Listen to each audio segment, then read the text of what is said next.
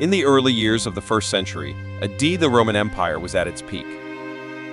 Stretching from the Nile to the Atlantic, its dominion encircled the entire Mediterranean, with regions like Gaul, Spain, Anatolia, North Africa, and numerous provinces enjoying the peace brought by the Pax Romana. The splendor of the empire was evident in its cities. Public squares boasted massive monuments, grand government buildings, and majestic temples. Yet, beneath this shimmering facade lay the intricate web of Roman politics, which was always rife with intense rivalries. This dynamic of constant power struggles wasn't unique to the era of the princeps established by Augustus. The streets of Republican Rome had often been stained with blood over a seat in the Senate or the coveted position of consul.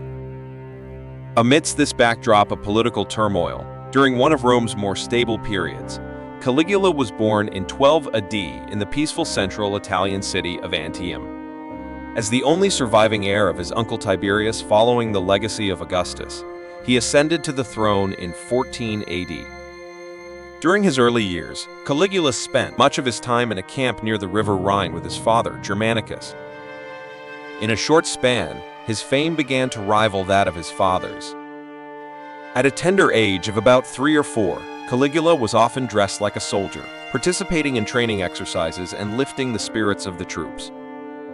The soldiers considered him a good luck charm, often wanting him to accompany them on their military campaign.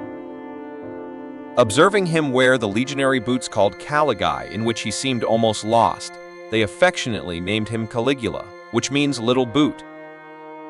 Though Caligula resisted this nickname throughout his life, it would be the name by which he'd be remembered even 2 millennia after his death. Unfortunately, Caligula's fortuitous days didn't last long.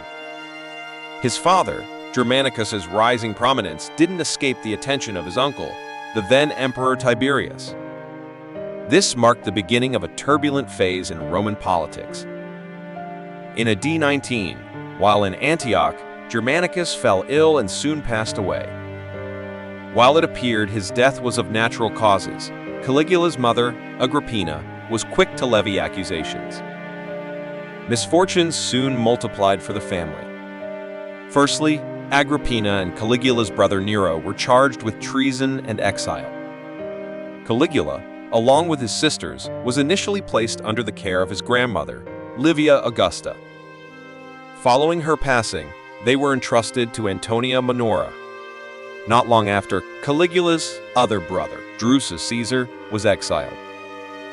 According to the renowned historian Suetonius, during this period, Caligula was essentially under surveillance by Tiberius's soldiers, living a life akin to imprisonment.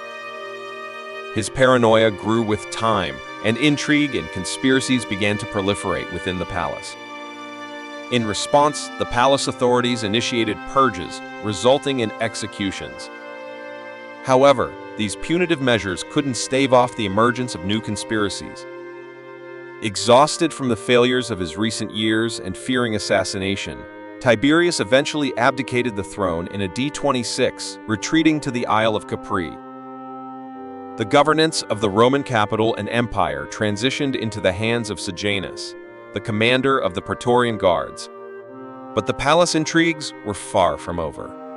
By AD 31, Sejanus was accused of treason against Tiberius. He was oblivious to his impending execution until the decree was read aloud in the Senate. Following Sejanus's execution, Macro took over as the new leader of the Praetorian Guards, effectively becoming the de facto ruler of Rome. Caligula was an individual of keen intuition, intelligence, and had an innate flair for theatrics. Thanks to these traits, he managed to survive while many of his family members perished. At the age of 19, he was summoned to the Isle of Capri by Tiberius and proclaimed as his heir. The other heir was Tiberius's sole surviving son, Gemellus. But when Gemellus passed away during a journey in Misenum in AD 37, the adult Caligula became the prime candidate for the throne. According to Tacitus, Macro was complicit in the rumored poisoning of Tiberius. Allegedly, when the emperor briefly regained consciousness and expressed a desire to eat, he was strangled to death by Macro himself. Caligula's ascension to the throne was met with great enthusiasm from the populace. The climate of fear established during the latter part of Tiberius's reign had cast a shadow over all of Rome's institutions. To the Romans, Caligula symbolized a fresh start and a beacon of hope. They even affectionately named him Son. However, it wouldn't take long for them to realize that this new era wasn't much better than the last. Historian Suetonius claimed that Caligula's excesses began in his youth. His fondness for alcohol, festivities, and women was his evident weakness.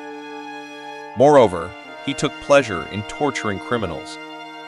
Yet, throughout his reign, he managed to suppress these tendencies.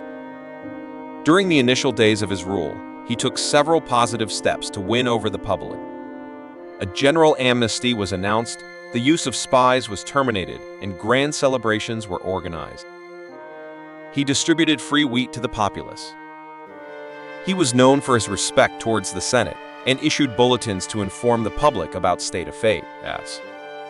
Under his leadership, the construction of the Augustus Temple and the Pompeius Theater, which began during Tiberius's time, was completed swiftly. Rome was basking in its usual glory and opulence. However, this state of affairs wouldn't last long. The darkness was drawing near. Towards the end of 37 AD, Caligula was struck down with a severe illness. Many believed that his end was imminent. However, he managed to pull through and overcame the illness. But he was no longer the same Caligula. Seeing how the state operated smoothly in his absence troubled him. The remnants of the Republican era hadn't entirely faded. Pro-Republican senators still held influence, and the emperor's power wasn't absolute. He felt perpetually under threat. These pressures and the fear of assassination transformed him.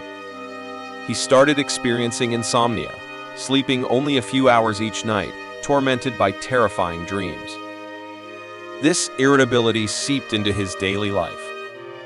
He grew suspicious of Macro, one of his primary commanders, and dismissed him. But Caligula didn't stop there. He ousted several high-ranking officials, filling the palace with inexperienced but famous young aristocrats. Rumors of discontent were spreading throughout the city. But this was just the beginning. Caligula's paranoia soon spiraled into unchecked madness. Bizarre tales circulated about him, painting a picture of his cruelty, strange love affairs, and disdain for the Senate. Suetonius described Caligula's odd relationships with his sisters, offering senators' wives to the highest bidders, forcing everyone to shave their heads due to his hair loss complex, and his habit of wandering the palace at night, hoping to witness the sunrise.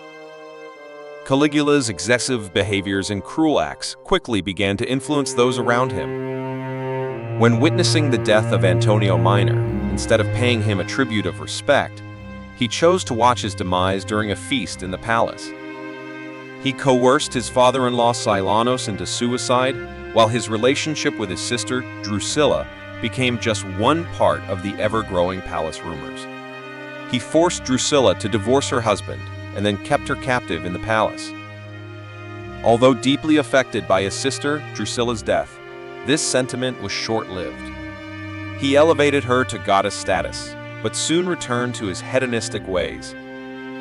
He decided to marry Lollia Paulina, the wife of Gaius Memmius, a former consul.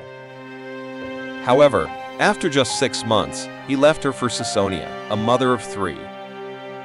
Caligula's love life became increasingly complex. He engaged in relationships with men, women, young, and old indiscriminately.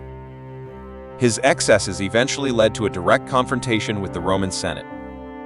He constantly belittled senators, loudly addressing their requests from his chariot, and began to treat them as servants. He openly discussed his affairs with the wives of senators, parading them to all. A constant paranoia of assassination lingered in his mind, which in a short time led to the deaths of many. His closest friend, Macro, and his adopted son, Gemellus, became the first victims of these executions. Under Caligula's rule, Rome turned into a reign of terror.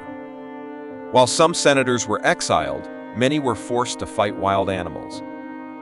As these animals were expensive, criminals were often fed to them. Caligula preferred torturing people to death slowly. According to Suetonius, he wanted the dying to feel their pain.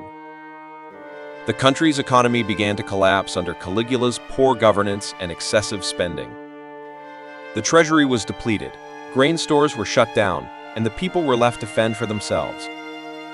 Caligula restricted the budget and began using imperial funds for his personal luxuries. However, it was soon apparent that there was no force to curtail his excesses. When he ran out of money, he used the birth of his daughter as an excuse to collect donations from the public. He proclaimed himself the only legal heir in the country. This move brought even more violence and chaos to the empire. In Caligula's eyes, there was only a desire for more money and lavishness. Caligula did not shy away from challenging both the gods in Rome and his personal ego. He ordered that the god statues brought from Greece be decapitated and that his own bust be mounted on them. With this move, he elevated his ego and established a unique temple for himself. He offered animals such as flamingos and peacocks as sacrifices in his name.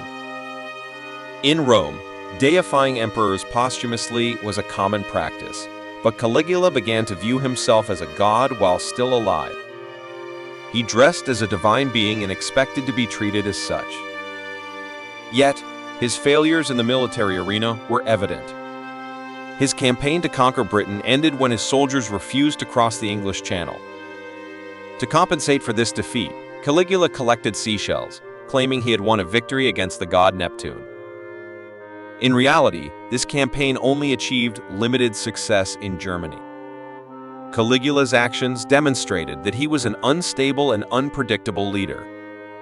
The city was uneasy due to his failed expedition. His wasteful and irresponsible behavior brought the empire to the brink of economic crisis. Senators and military units believed they could no longer cope with his tyranny, arrogance, and unpredictability. Caligula's influence over the government began to wane, leading to numerous conspiracy plots. However, Caligula was aware of the danger and avoided entering the city.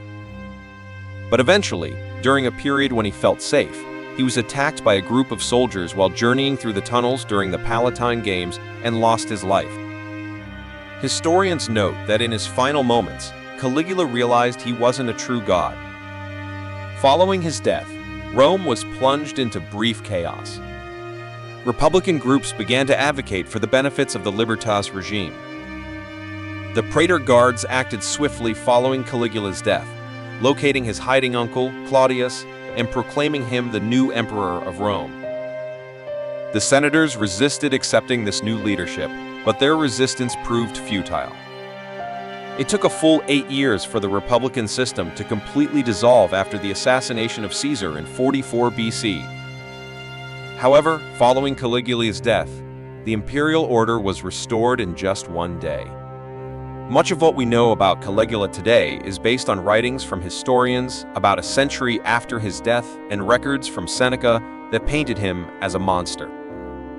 Both witnesses from his era and some contemporary historians have depicted Caligula as an unrestrained sociopath, an arrogant yet inept leader, and an emperor with questionable sanity. However, in recent times, there's been a growing approach among historians to try to understand his actions rather than just condemning him. Still, even under this more understanding lens, Caligula is seen to have led a life filled with cruelty and moral transgressions.